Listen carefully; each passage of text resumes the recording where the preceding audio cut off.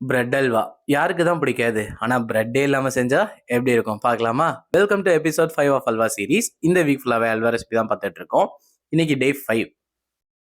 ஒரு பாக்கெட் அளவுக்கு ரஸ்கை 2ஆ உடைச்சு ஒரு மிக்ஸி ஜாருக்கு சேர்த்து அதை பவுடர் ஆக்கி வச்சிருக்கேன். ஒரு பேன்ல கொஞ்சமா நெய் சேர்த்துட்டு நெய் நல்லா உருகினதுக்கு அப்புறமா எடுத்து வச்சிருக்க நட்ஸ் எல்லாம் அது கூட சேர்த்து கலர் மாறுற அளவுக்கு நல்லா வறுத்து நட்ஸை தனியா எடுத்து வச்சுக்கலாம். இப்போ அதே நெய்ல நம்ம அரைச்சு வச்சிருக்க பவுடரை சேர்த்து நல்லா கலந்து விட்டுக்கலாம். நெய்யோட ரஸ்க் பவுடர் நல்லா சேர்த்து கலந்ததுக்கு அப்புறமா அது கொஞ்சம் மணல் மாதிரி வந்திருக்கும். அந்த ஸ்டேஜ் வரை அதை கலந்து விட்டுக்கோங்க.